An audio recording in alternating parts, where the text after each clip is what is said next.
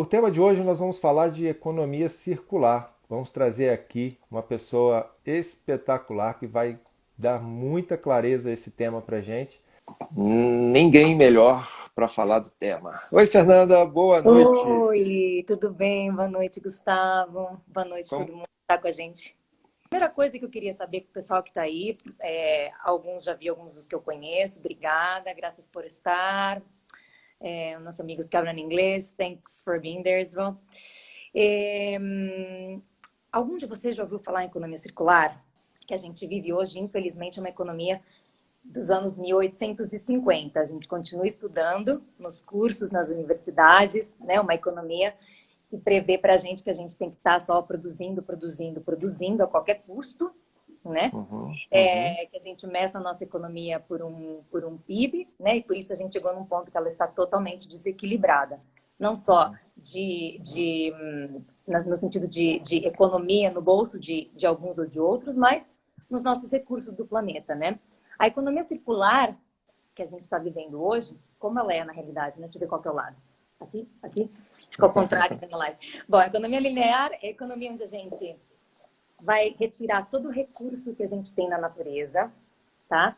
A princípio, um recurso não renovável, né? Combustíveis fósseis, tudo isso que a gente está vendo aí com a questão do climate change, da questão do clima, em que a gente não renova, tá? Então, a gente retira, a gente produz e a gente consome e a gente descarta, tá? O que está acontecendo nessa economia?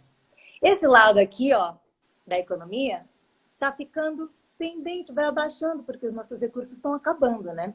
Ou estão diminuindo, vão chegar num ponto que não vai conseguir mais, a natureza está pedindo um help, né? A Uhum. Yara, boa noite, obrigada, minha mãe. Boa A economia noite. está pedindo, a economia está pedindo um help para a gente desse lado, né? Então o recurso baixou. O nosso consumo está desenfreado, a gente está produzindo e consumindo mais do que nunca. Aqui está a super máquina do PIB, né? Nossa, economia aquecida, gente, está todo mundo feliz, né? Não agora na pandemia. E aí, esse outro ladinho aqui da balança, o que acontece? Ele sobe, né? Uma balança, assim, um lado desce, o outro sobe. O que está acontecendo com o que a gente está descartando? Está indo para todas as partes do mundo. A gente não tem onde mais colocar o nosso descarte, os nossos resíduos. Infelizmente, o que a gente poderia reutilizar, o que a gente poderia transformar em resíduo orgânico e voltar, né, para o nosso planeta, isso está virando lixo, né? O conceito de lixo é um resíduo que não é reaproveitado, não é reutilizado. Então, esse é o sistema da economia linear, né? A Evani está colocando um tema muito novo para mim, muito interessada, legal. Obrigada, viu? Evan. A economia circular faz o quê? Imagina que essa linha ela tem que fechar, né? Então ela faz. E o que vem propor a economia circular? A economia circular é um sistema que vem propor para a gente que a gente vai retirar o conceito do resíduo, do desperdício. Essa pontinha aqui, ó, tem que desaparecer. Isso daqui que a gente está descartando na nossa economia atual, ela tem que voltar para o ciclo, de uma maneira que a gente simplesmente vai retrabalhar o design de tudo que a gente faz na nossa produção, os materiais que a gente está utilizando, trocar combustíveis fósseis por combustíveis renováveis, reutilizar a água. E a gente vai trabalhar com a questão do plástico e vai repensar que outros tipos de materiais a gente pode utilizar que não seja um plástico, né? Então, a economia circular, ela vem pensada não simplesmente em a gente reciclar o que está aqui ou pensar o que a gente vai fazer com o que está aqui depois que ele já está feito. Não. A economia circular vem repensar como que a gente vai reintroduzir esse resíduo de novo no nosso ciclo econômico. Vou Uhum. dar um exemplo. Está muito difícil aí? Vocês estão entendendo? Está legal? Vai fazendo pergunta. Gu, quer fazer alguma pergunta enquanto Não, isso? tô adorando, tô aqui hipnotizado aqui, tô achando bem didático, muito legal. Parabéns Ai, aí o pela. Emery, graças por venir, merci beaucoup. Um grande amigo francês de Barcelona Legal, que está aqui no Brasil agora. Bom, legal. então é o seguinte, vamos pegar um exemplo, né? Porque senão a gente fica falando aí muito, né, ideológico. Vamos imaginar Tá. que a gente vai produzir uma das coisas que a gente mais utiliza hoje. Quem pode imaginar um dos bens materiais que a gente mais utiliza hoje? Vamos fazer uma rifa, hein, Gu? Vamos sortear um bolo aqui para quem acertar.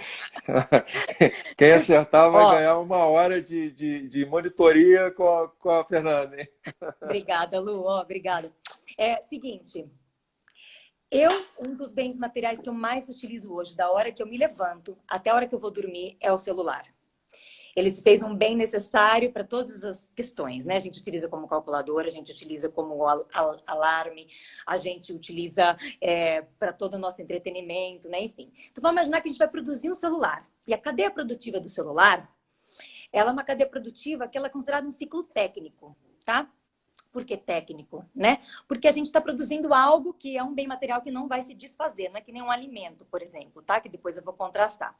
Então, dentro do ciclo do celular, que é um ciclo técnico, a gente vai extrair água para a gente produzir, a gente precisa de recursos fósseis para a gente gerar energia elétrica, não precisa de recursos fósseis, tá? Precisa de recursos, mas hoje a gente utiliza os fósseis muito mais. Então, essa sustentabilidade, sem falar de alimentação, dá aqui, que eu depois vou te responder, tá? Esse é o celular, por exemplo, que não é alimentação. Então, a gente vai produzir o celular e a gente precisa de todos esses recursos que estão aqui em cima, lá na cadeia, tá? Vamos começar. Aqui em cima é a produção, aqui embaixo é o nosso consumo e descarte, então, tá? A gente só fez isso. Então é o seguinte, a gente vai produzir o celular, vai utilizar água, vai utilizar energia, isso tudo vai ser perdido. E um dado aí para vocês, 90% dos recursos que a gente utiliza para produzir qualquer bem, 90% deles simplesmente são utilizados antes mesmo, e são descartados antes mesmo do produto ir para um ponto de venda, né? Ou ser vendido, que é um absurdo, né? Caramba. Então, estamos utilizando os recursos, produzimos, a gente vai mandar para um ponto de venda, o consumidor nós vamos utilizar, e quando isso deixar de ser um bem que tenha valor para a gente vai fazer o quê? Descartar, certo? Só que é um celular, então a gente já sabe que hoje existem os programas, né, de recuperação, de reciclagem, e isso já é um início do que é uma economia circular. Se as empresas começarem, pouco a pouco, entender que elas podem trabalhar dentro desse eixo aqui, e que esse produto não precisa ser descartado, o que ela vai fazer? Ela vai oferecer maneiras para que esse consumidor possa reparar, possa arrumar o seu produto, sem ter que o tempo inteiro estar oferecendo atualizações, estar oferecendo novos produtos, forçar com que o consumidor volte a comprar, compre um novo e vá descartar, porque isso vai parar em algum lugar. Então, basicamente, fazer com que este celular possa ser utilizado, reutilizado, reutilizado. E o momento em que não der mais para reparar, tá? Que a empresa, por exemplo, vai deixar de vender só o produto, vai começar a vender o serviço, vai abrir muito mais postos de trabalho e vai oferecer possibilidades de você arrumar o seu bem. A hora que esse celular não funciona mais, aí sim a gente manda para um programa de reciclagem e essas peças vão ser todas reutilizadas. Isso vai voltar para o ciclo. Então, ao invés de você voltar a produzir, retirar todos os recursos da natureza aqui em cima, o que a gente vai fazer? A gente vai ficar utilizando essas peças todas, né, que já estão disponíveis. Alguém perguntou aí a questão da economia circular, sem falar da obsolescência programada. Basicamente, a obsolescência programada, para quem já ouviu falar, é justamente esse tipo, né, de atuação das empresas. Quer dizer, olha, eu vou fazer um produto para ele durar o tempo que para mim é conveniente até eu produzir outro e vender outro, né? Um exemplo muito interessante são impressoras, né? Que tem aí uma obsolescência programada clara de que vende-se até X cópias, né? Pode-se fazer até não sei quantas mil cópias e que depois disso a máquina, ainda que você tente reparar, vai ser mais caro que comprar uma nova. Isso é obsolescência programada também, que é muito feio, né? Cobrar mais por um novo produto do que por um serviço, né? Então, assim, você pode falar de economia circular sem obsolescência programada? Pode, porque a economia circular também vai atuar num ciclo biológico, que é um ciclo onde a gente vai, por exemplo, voltar a utilizar todos os resíduos orgânicos que a gente utiliza, que é basicamente hoje poder fazer uma composteira, né? Trabalhar com recuperar todo esse resíduo, né? Que é um bem que volta para a natureza, se desfaz, né? E vira adubo. Pode, não estou falando de obsolescência programada para alimentação, né? Por exemplo. Então, são dois ciclos. É um ciclo biológico, onde eu também uso recursos, sol, energia, água. E aí eu vou produzir o meu alimento, vai toda a cadeia do retail até o fim. E o que é resíduo nosso que a gente utiliza, como que a gente vai fazer com que ele volte para a natureza e não seja um lixo. Ele simplesmente volte a ser matéria-prima, tá? Por exemplo. que não é uma obsolescência programada nesse caso. E aí a única questão é que manufatura de alimentos, né, a gente vai sempre gerar um resíduo que são as embalagens, o que fazer com as embalagens, e aí sim é, né, parte do ciclo técnico, é um bem que não se desfaz. O que eu faço? Eu tenho que recuperar, eu tenho que reciclar, eu vou reduzir, eu vou criar materiais, né, embalagens que não são feitas só de polímeros, né, mas que são feitas de fibras de abacate, fibras de milho, que são feitas de casca de laranja, né? Ou seja, que a gente jogue e esse resíduo se desintegre, se desfaça, né? Se biodegrade, no caso. Estão me Perfeito. entendendo? Tá tudo bem? Tem Tá, dúvida? tá perfeito, Fernanda. Eu acho que a dúvida que pode surgir na cabeça de todo mundo é: tá ok, isso daí que você está nos dizendo é o mundo ideal, né? Exato. É o mundo ideal. Ah, o que vai incentivar, quais são os, né, os motivadores, o que vai motivar uma indústria a optar pela produção, a optar a entrar no modelo circular e abandonar o modelo linear? Isso é muito importante a gente trazer aqui. Na sua concepção, o que precisa acontecer para que isso ganhe força, enfim? Bom, a gente já conversou, né, um pouquinho sobre isso antes. O que faz isso é o propósito que a gente tem na realidade. Infelizmente, falar para vocês que isso é uma fórmula maravilhosa, que da noite para o dia as empresas vão começar a trabalhar com isso. Obrigada, Carla. Não posso dizer que sim. Só que eu acho que o que faz com que esse tipo de economia, de modelo surja, são pessoas como nós, né? Porque a economia circular, ela leva em consideração 3 esferas muito importantes. São agentes, né? São modificadores. A esfera pública, a esfera privada, pública, então, Tá. entendendo aí como, desculpa, como governo, né? Toda a questão política, né? Quem está lá administrando politicamente o que a gente vive, né? A Uhum, esfera privada, as grandes empresas, os lobbies.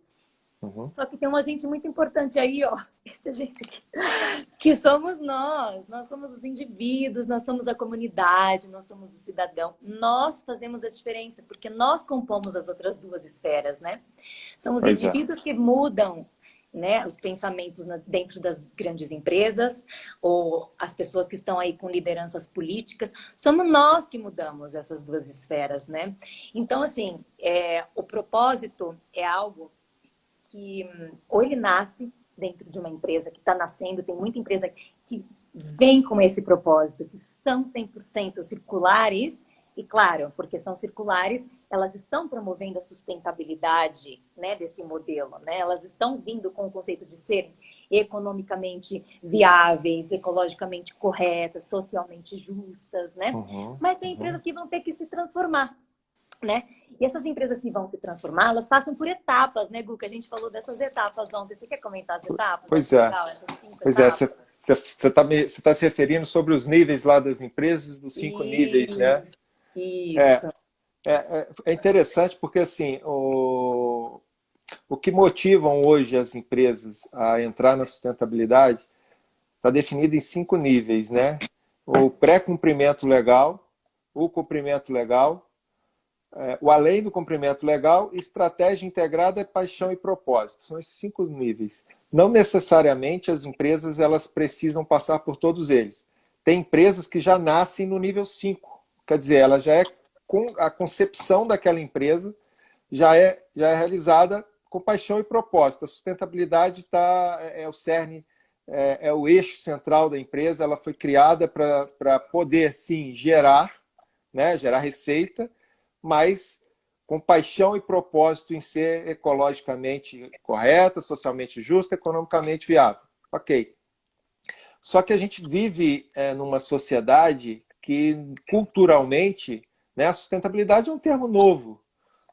Começou a ser delineado em 72, lá em Estocolmo, né, no encontro das Nações Unidas. E veio ganhando força na medida em que os problemas foram ganhando notoriedade, né, os problemas ecológicos. Né? Então, a sustentabilidade veio ganhando força nesse sentido. Só que a gente ainda é de uma cultura de fazer só o que é obrigatório. O cumprimento legal está lá na empresa nível 2, porque ainda assim existem muitas empresas nível 1 que são aquelas empresas que vão ludibriar o consumidor, que vai ludibriar o governo, a fiscalização, elas vão querer parecer ser sustentáveis, vão querer parecer estar cumprindo com a legislação, quando na realidade estão cumprindo só aquelas mais essenciais que estão à vista, que são, né, que colocam ela em exposição.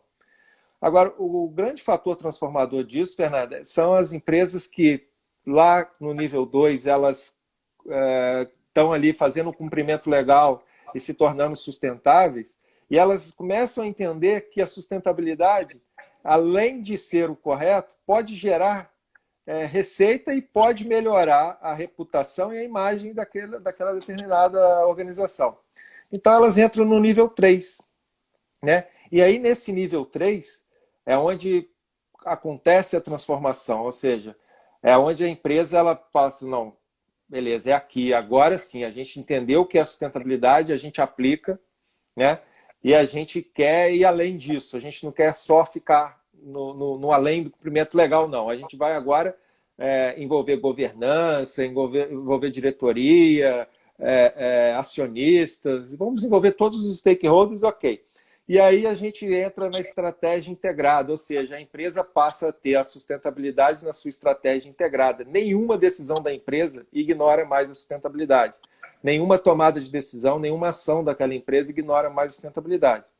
E aí a grande diferença, assim, nem todas as empresas que estão nesse nível de estratégia integrada, que é o nível 4, elas passam para o nível 5. E nem todas de nível 5 voltam para o nível 4. Na realidade, ambas são sustentáveis, tá? Da mesma forma, só que o que muda é a relação com a sustentabilidade. Por exemplo, a do nível 5, paixão e propósito, ela faz sustentabilidade porque é o certo e dá lucro. A do nível 4 faz porque dá lucro e é o certo. Mas as duas são sustentáveis. Então é muito interessante que para você aplicar a economia circular numa empresa de nível 1, a gente vai ter muita dificuldade. Agora, você aplicar economia circular numa empresa nível 3, nível 4 e 5 nem precisa, né? 4 e 5 elas nascem com elas nascem, elas precisam, exatamente, elas precisam estar com a economia linear, circular, desculpa, a economia circular, caso contrário, elas nem são sustentáveis, né? Claro. Agora, Fernanda, com isso vamos tudo... responder, eu vou te interromper um pouquinho aqui, porque a Lu, a Luciana, a Michele estão perguntando coisas legais e a Carla também. Respondendo Luciana e Michele. Meu amigo Alan entrou. Oi, Alan, tudo bem? Oi, Alan, tudo bem? Meninos, exemplos de empresas que não são circulares são praticamente todas as grandes corporações que a gente tem hoje no mundo, tá? Em temas de utilização dos seus recursos, se a gente vamos pegar aí por setores, por exemplo, as empresas de energia são extremamente não renováveis, não circulares, tá? Digo de energia, combustível fóssil, tá? Então, assim, não empresas de energia solar, energia eólica, tá? Isso já é outra coisa, né? Mas vamos pensar agora em empresas de bem de consumo, praticamente todas que a gente consome, tudo que a gente consome, né? Que traz embalagens, que traz um alto consumo, que promove um super consumo e não está trabalhando na sua estrutura fabril, né? Para reverter toda essa questão de descarte dos resíduos, que os seus produtos estão sendo descartados, eles têm pouca responsabilidade, tá? Eu vou dar alguns nomes aqui, assim, tenho amigos que trabalham em empresas, enfim, mas olha, a gente falou um pouco aí, eu e o Gu ontem também preparando a live para vocês, exemplos. Colgate, né? Temos aí uma coisa que a gente utiliza todos os dias, pelo menos 3 vezes ao dia, né? Segundo recomendações dos dentistas, que são as escovas de dente. Escovas de dente são artigos extremamente contaminantes, que a gente usa milhares ao longo da nossa vida. Tá? E o que acontece? A gente descarta, isso vira um lixo não recuperável, lixo, vai para um aterro sanitário, tá? E que aí a gente vê, por exemplo, uma empresa como a Colgate vindo e trazendo dentro do seu portfólio, por exemplo, uma escova de dente que é uma escova de bambu, tá? Então, quem hoje já começou a usar escova de bambu, levanta a mão aí, já ouviu falar. Escova de bambu, então, é um dos grandes pontos aí agora de produtos, né, que trabalham com a economia circular como um sistema e por isso promove a sustentabilidade do planeta, né? Por quê? Porque a gente termina de usar, E a gente enterra a nossa escovinha em qualquer vasinho, ela vai se desintegrar com o tempo, tá? Então, tem empresas que nascem 100% circular, por quê? Porque são empresas que só vendem escovas de bambu. Entendeu mais ou menos, Michele? Lu, vai me dando um toque se vocês estão entendendo, tá? Para ter uma ideia. E aí a gente pode discorrer sobre milhares de coisas diferentes, né? Ou seja, empresas que trabalham com as embalagens de Fernando, polímero. Oi. eu copiei uma postagem de alguém na semana passada, repostei, na verdade, né? Copiei é feio, né? Eu repostei e achei muito impactante. Falou assim: você já parou para pensar que a primeira escova de dentes que você usou na sua vida ainda está no planeta? Ixi, tá, faz muito. Não, faz muito. São 400 anos para começar a decompor essa história aí. Impacta, né? Pensar assim, poxa, Opa, tô chegando aos 40 agora e a escova que eu usei com 2, 3 anos de idade está em algum lixão desse aí ainda. exato. Vou continuar respondendo questões aqui. Depois Tá. das meninas, foi a Carla que perguntou para a gente uma forma de impulsionar a economia circular. Seriam os selos ambientais. Carlos, os selos ambientais são muito importantes, né? Porque eles vêm trazer alguns estándares, né? Alguns enquadramentos que as empresas precisam realizar. Mas, infelizmente, no conceito de economia circular, de marketing, que é a minha área, né? Nasce também o conceito de greenwashing. Então, tem empresas que também acreditam que por colocar um selinho ali bonitinho e falar, eu estou replantando florestas, então não tem problema as árvores que eu estou utilizando para produzir o meu papel. Quando, na realidade, você vai ver que todo o restante da cadeia produtiva, a maneira como eles utilizam água, a maneira como eles estão utilizando a energia, o plástico do papel higiênico, como eles descartam, toda a questão logística da empresa, como está sendo realizada, tem que tomar cuidado com a questão dos selos. E tomar cuidado para que isso também não vire, né, simplesmente um lobby entre empresas que falam, vamos criar um selo e todo mundo segue e a gente, né, acaba ficando ali marcado como empresas de economia circular, né, que estão enquadradas e que estão sendo sustentáveis. Me explico, Carlinha? Vou seguir aqui, ó. Infelizmente, a grande maioria dos empresários são capitalistas, é verdade, Manu, realmente. Mas tem muita gente aí querendo transformar já e vindo com propósitos diferentes, não só os que querem ser eco-friendly de uma maneira, né, de greenwash. Manu, mesmo, traz inúmeros benefícios ao longo do tempo. Estou vendo aqui. Existem microeconomias circulares? Essa é uma pergunta legal.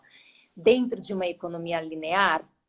Não, Ana, não existe, porque a economia circular, a economia linear, ela não dobra, entendeu? Então, ela não pode existir aqui. O que existe são, isso que a gente acabou de falar, que não sei se você estava aqui, são os níveis diferentes de empresas que estão se enquadrando numa circularidade, né? Quer dizer, poxa, eu faço com uma escova de dente no meu portfólio e ela representa 0,1% das minhas vendas, né? E eu faço porque eu tenho que fazer, porque tem um selo ali que eu tenho que colocar. Ou eu faço realmente porque isso é o meu propósito, porque eu nasci assim, porque eu estou trabalhando com toda a minha gestão da água, que o Gustavo entende melhor do que eu, com a simbiose, né? Enfim, com toda a gestão de esgoto, com toda a gestão de utilização de energia, tá? Então, não existe microeconomia circular dentro de uma linearidade. Não existe. O que existe dentro do nosso modelo que a gente utiliza hoje de economia circular é ver que, graças a Deus, outras empresas já vêm com modelos diferentes de economia, tá? Manu pergunta, Perfeito. mas ainda bem que... Não, afirma, né? Que a nova geração está vindo com uma cabeça bem diferente, o chip está modificado. É isso aí. Esperemos que o chip também pequenininho dos celulares um dia também sejam biodegradáveis. Eu queria exemplos de empresas que trabalham 100% no modelo circular. Lu, eu te falei, né? Por exemplo, a da escova de dente de bambu, por exemplo, é uma delas, tá? Para que você tome como exemplo, tá? Eles buscam esse tipo de trabalho, né? Não só dentro da empresa, mas toda a cultura organizacional, como eles trabalham com os funcionários, o produto que eles estão vendendo, é assim. E vou dar outro exemplo ainda, hein, Gu? Lembra do Too Good To Go que a gente falou ontem? Tem uma empresa... Fantástico. Tem uma empresa belga que chama-se, em inglês, Too Good To Go, que em português seria basicamente muito bom para ser descartado, tá? A Too Good To Go é uma empresa 100% no modelo circular. O que ela faz? Eles tiveram um super gancho aí, que foi entender que hoje a gente já produz... Puta, cachorro chato. Hoje a gente já produz o alimento que seria necessário para alimentar 7 bilhões de pessoas, que é a nossa comunidade, né? Que é o número de pessoas no mundo. Só que a gente está desperdiçando demais da conta e 2 bilhões dessas pessoas estão em situação de miséria e fome. Ou seja, como isso é possível, né? Aí o Too Go veio e falou o seguinte, olha, nós vamos criar uma app. E eles criaram uma app, eles já saíram da Bélgica, não estão só na Bélgica, estão na Espanha, estão em Portugal, estão na França, enfim, vários países da Europa. Você abre a app, você se registra, e o que eles estão fazendo é colocar você em contato por geolocalização, né, que nem um Uber, né, que nem um 99, enfim, todos esses que utilizam geolocalização, te colocam em contato com estabelecimentos comerciais, que a partir de um horário do dia, o excedente deles que eles não venderam, estabelecimentos comerciais, que eu digo, perdão, restaurantes, supermercados, padarias, eles vão vender esse excedente por metade do preço, por 30% do preço, porque eles iam jogar fora. Então, você evita o desperdício desse tipo de alimento. Então, olha aí, uma empresa que não está produzindo nada, está simplesmente conectando um estabelecimento comercial com o consumidor e está evitando que a gente descarte. Isso é incrível, né? Porque é bom para o estabelecimento que está fazendo lucro com aquilo que ele ia jogar no lixo, entendeu? Essa é uma empresa muito legal. Dá para divulgar essas empresas, ajuda nessa causa, também gostaria de saber, até para divulgar. Isso, pode divulgar essas empresas, Michelle, eu tenho uma lista, quem quiser falar comigo depois, eu trabalho com isso, tenho milhares de exemplos. Estou lendo aqui, Gu, vai lendo se quiser também. Isso, Miriam, valorizar. Queremos apoiar e divulgar essas empresas, legal. Tem muitas, tá, gente? Tem muitas empresas mesmo, depois eu passo outras para vocês. Aí, a Michelle, 100% engajados na causa, já falamos. Michelle é minha esposa, tá? Qualquer coisa que ela falar aí a meu favor, não vale. Ó, a Mangu tá falando uma coisa legal aqui também. Algumas empresas de cosméticos, gente, cosméticos e empresas do segmento do setor fashion de moda são uma das empresas mais poluidoras que tem, considerando todos os setores. Eu ia falar aí das mineradoras, das produtoras de energia, enfim, de combustíveis fósseis. E logo em seguida vem fashion, vem cosméticos. Por quê? Porque a quantidade de água que se utiliza para fazer uma peça e depois a quantidade de água contaminada que a gente vai, né, descartar isso no meio ambiente é horrorosa. E cosmético vai para a água, os glitters que a gente utiliza no carnaval é uma coisa horrorosa. E já tem empresas 100% comprometidas com a economia circular nesse setor também. Tem empresas de glitter que são feitas com algas marinhas, que não agride nada. Eu tenho um videozinho, depois eu conto o meu projeto para vocês, mas tem um videozinho aí de empresas legais do carnaval que fazem ações bem legais com relação a isso, com cosmética. Eu me perdi um pouco aqui nas mensagens, mas o Alan está perguntando se é a EcoFood. Acho que ele é quando você estava falando daquela empresa belga, né? Deve ter sido que ele falou isso lá. To Go. É. Fala, eu não conheço a EcoFood. Escreve aí pra gente o que é, depois se quiser, vem falar comigo, eu quero conhecer, tá? Você pode falar, Luciana, um pouco sobre o engajamento dos funcionários nesse sentido? Bom, uma empresa que tem um propósito circular, uma das veias mais ativas dessa empresa é que ela jamais vai fazer, por exemplo, um funcionário te dar uma sacolinha de plástico ou te forçar algum tipo de embalagem que não exista, te forçar um retrocesso em processo logístico, né? Então, assim, a economia circular ela é muito medível, ela é muito pensada e não existe ainda uma fórmula única para se medir. Sempre vai depender, e isso a gente conversou também, eu e o Hugo ontem, que é o seguinte, depende muitas vezes do país onde você está, da localidade, do tipo de recurso que você tem disponível e da facilidade que você tem também de trabalhar com o fim dessa cadeia, né? De transformá-la em circular mesmo. Então, por exemplo, vocês sabem qual que é a melhor embalagem para se comprar qualquer tipo de bebida no Brasil? Quero que vocês escrevam aí, vamos lá. Boa. Escrevam. Qual que vocês acham que é a melhor embalagem? Embalagem plástica, é Tetra Pak, é latinha, é vidro. O que vocês acham que é o melhor aí para a gente consumir no Brasil, por exemplo? Enquanto vocês tomam água. Sustentável. Vidro. Vidro tá ganhando. 3. Vidro 4. Quem dá mais? É o vidro, minha gente. Não tô brincando. Responde aí. Vamos ver. Menores incentivos governamentais para produtos recicláveis. Esses valores seriam bem mais acessíveis, atingiriam uma gama maior. Exatamente. Aí chegamos, Hanna, na questão da esfera pública, né? A importância que seria ter legislação, ter lei que controlasse, ter benefício fiscal, né? Olha quanta coisa que a esfera pública é responsável, né? Vamos lá. Vidro, vidro, vidro, vidro, vidro. Alumínio. Vamos responder, Gu, qual que é? Vamos? Então tá. Você lembra qual que é, Gu? A latinha de alumínio, né? Ah, latinha de alumínio. Quem poderia imaginar, né? 99%, né? 99% da latinha de alumínio é reciclada hoje no Brasil.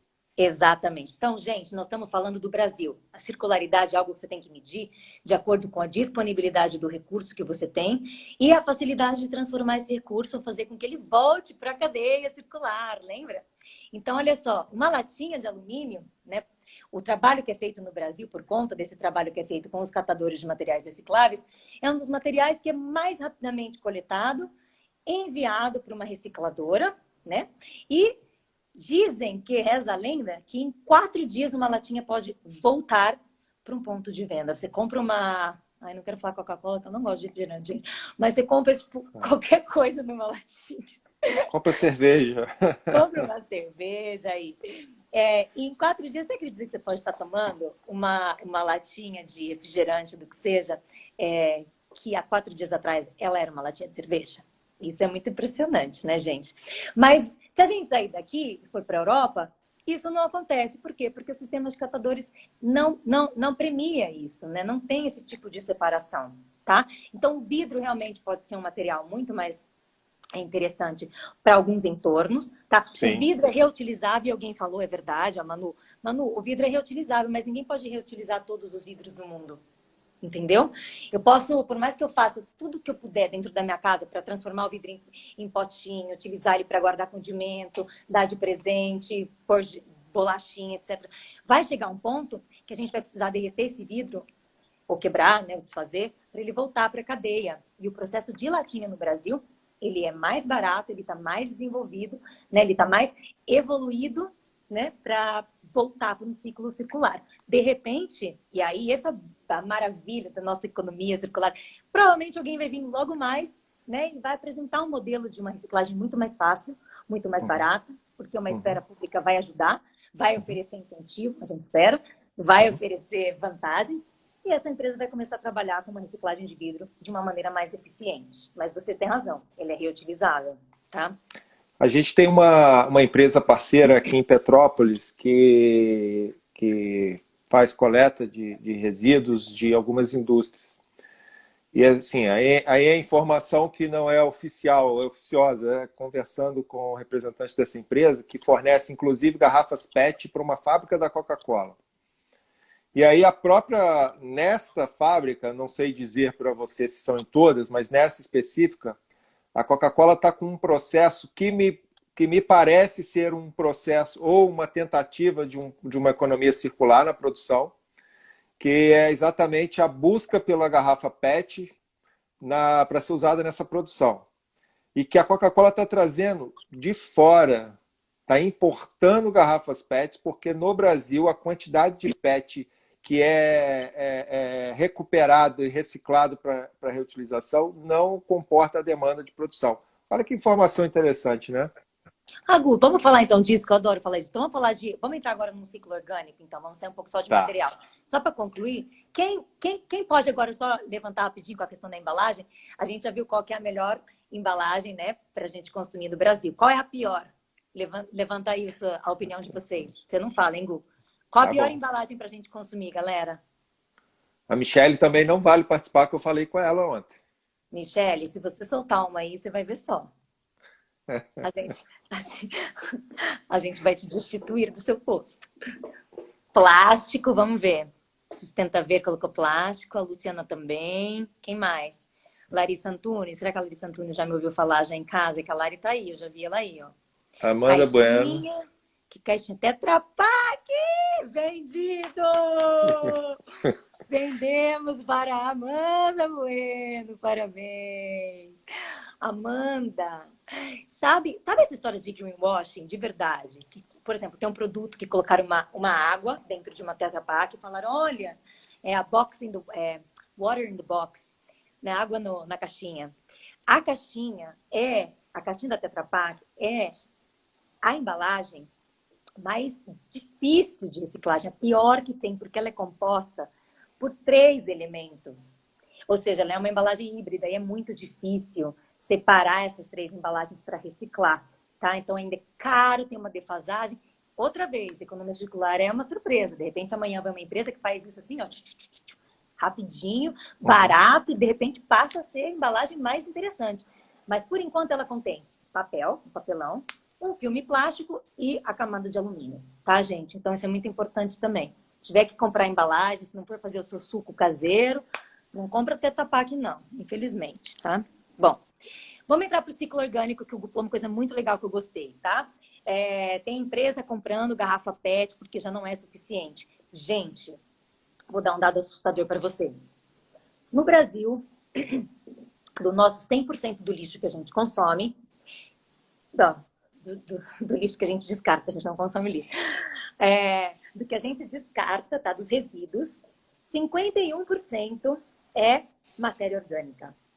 Agora, imagina que isso tudo está misturado e vai para um aterro sanitário. Aí você pensa, cada ano são 21 estádios do Maracanã que a gente enche de lixo, tá? No nosso país. Ou seja, esses são os aterros, os lixões, que deveriam ter acabado, né, na Política Nacional de Resíduos Sólidos, back in, né, 2000 bolinha, né, 1900 para lá.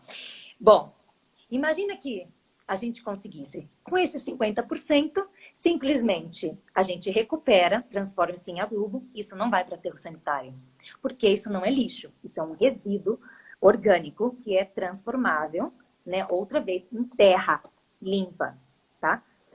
Aí eu falo para vocês, sabia que na Noruega, na Finlândia, esse resíduo orgânico é utilizado para gerar energia, porque eles liberam o gás metano, e nessa liberação de gás metano eles geram energia, e essa energia eles utilizam lá para aquecer o país deles, por conta do frio que faz, a Holanda também. É incrível, né?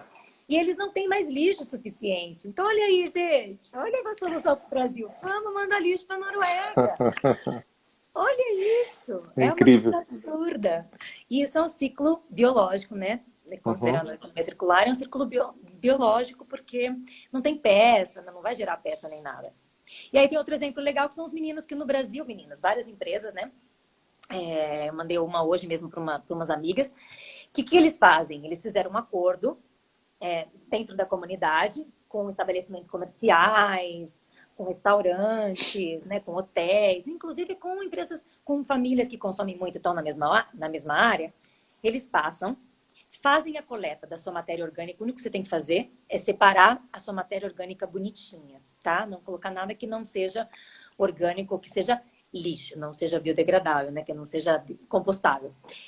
Eles recolhem, tem um sistema de logística, você paga uma taxa, eles vivem dessa taxinha, e eles vão compostar para você. No fim do mês, eles trazem o potinho da sua terra, além do que. Olha que coisa incrível, gente. Por que a gente está comprando terra se a gente pode fazer a nossa terra em casa, com tanto resíduo orgânico que a gente tem? 51% do que a gente consome no Brasil, que a gente descarta, é orgânico. É foda, né? Não, a gente tem vivido essa realidade assim, no dia a dia, porque uma das coisas que a gente trabalha na simbiose é na elaboração dos PGRS, né? Os Programas de Gestão de Resíduos Sólidos. E a gente tem assim, visto que, embora seja lei, né, a Política Nacional de Resíduos Sólidos já é lei, esses lixões já eram para ter terminado, já era para ter se instalado uma indústria, né, de recuperação de resíduos, e a gente está a passos muito lentos.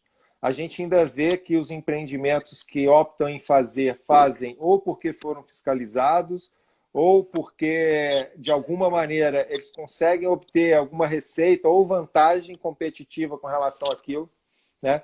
Mas eu particularmente, assim, acho que é um processo, né, natural. A gente está em fase de... Vamos estar sempre em desenvolvimento, mas aqui no Brasil a gente está muito atrasado com relação a isso, e realmente a economia circular ela vai chegar aí para poder mudar esse cenário. Mas uma coisa que eu não queria deixar de falar lá atrás, quando você estava explicando um pouco sobre a economia circular, até porque a gente tem mais 10 minutos antes do Eu ia te Instagram cortar perguntar a o tempo. gente. Tá, O Instagram corta a gente com 1 hora. exato. Lá atrás, me chamou a atenção o seguinte: a gente estava. Deixa eu ver como que eu vou formular esse raciocínio. A gente estava no modelo de economia, está no modelo de economia linear, né? Com hábitos de consumo que nos trouxe a situação que a gente está aqui hoje. Uhum. Só que existe uma geração nova, né? Os milênios, a geração Y, a geração Z, que precisam para consumir, já tem base científica, inclusive, que para consumir eles precisam ter, aquilo precisa fazer sentido para eles, para a vida deles, né? Essa geração, ela está chegando, é a próxima geração ou a atual geração consumidora. É a geração Talvez. já, né, Gu? Porque milênio sou eu. A geração que vem depois de mim, né, do que? Não sei vocês também deve ser, não sei se é milênio, né? É a geração nascida a partir do ano 2000, gente, por exemplo, tá? Que pois, tá muito nova nisso. pois é. Então, mas olha que interessante. Essa geração, ela tem mais consciência. Ela não encontrou um mundo de fartura como nós encontramos o nosso. Então, a demora para mudar de uma economia linear para uma economia circular se dá, na minha opinião, no meu ponto de vista, ela se dá por quê? Porque quem movimenta essa economia ainda era uma geração anterior que foi Claro. criado no meio da fartura. Havia-se de tudo em todos os lugares, né? E não existiam os problemas ecológicos como estamos tendo agora, né? Mudança climática, enfim. Então, acho que faz muito sentido a gente falar isso aqui, por quê?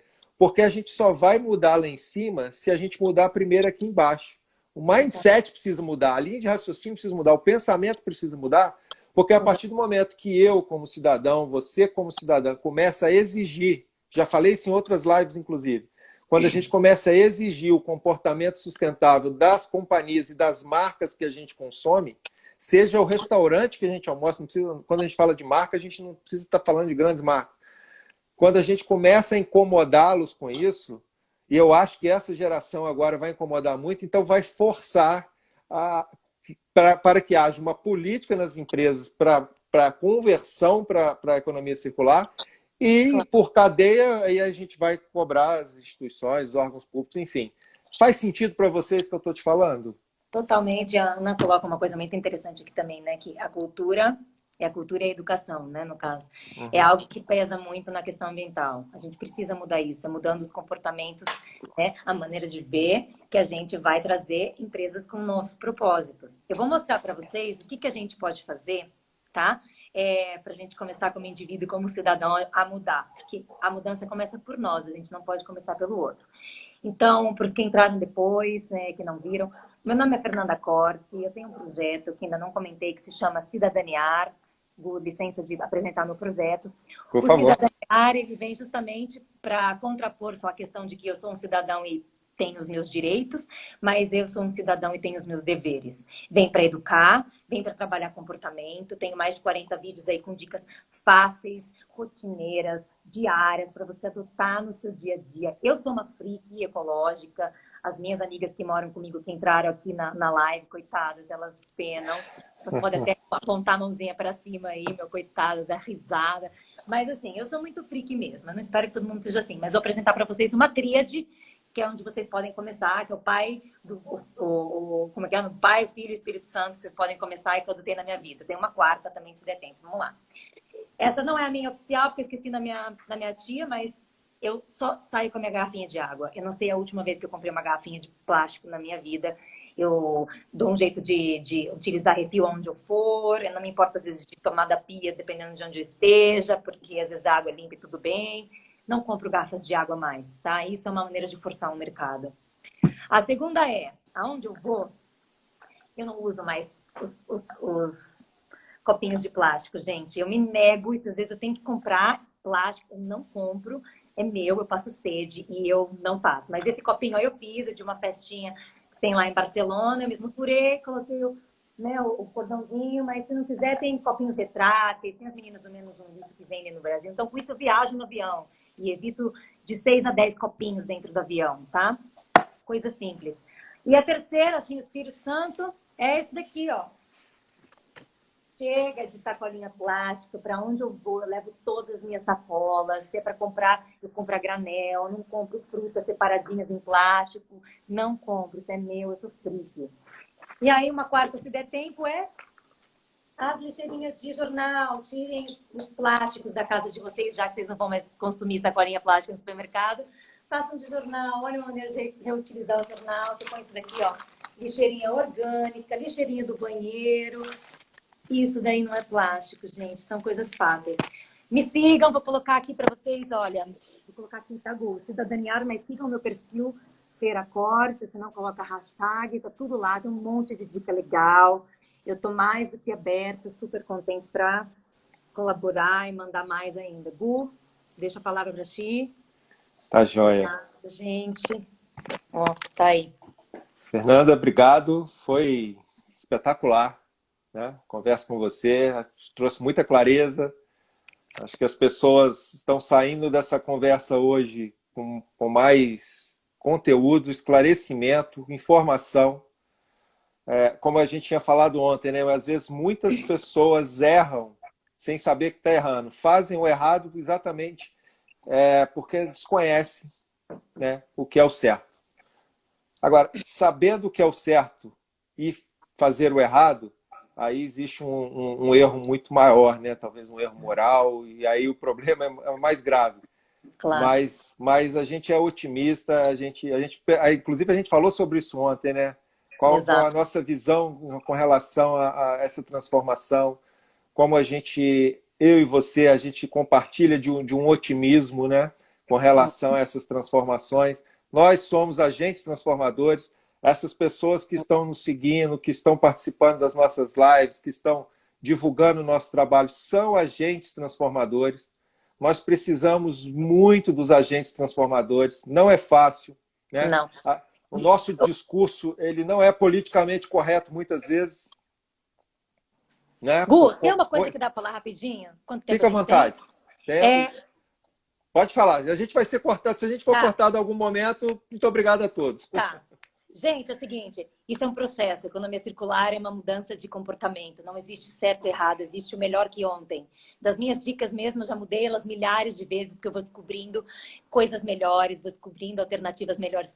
Provem, tentem, deem o primeiro passo, mudem o pequeno universo particular dentro de vocês, porque essa é a grande mudança que a gente precisa ver, que a gente quer ver, é isso que importa, tá, gente? Não tem certo e errado, tem o seu momento de dar o primeiro passo e de querer ser melhor e ir evoluindo. E esse é o mais importante, eu acho que das mensagens, no meu ver, né? Eu já estou muito transformada, mas sigo me transformando, sigo mudando, né? Isso aí.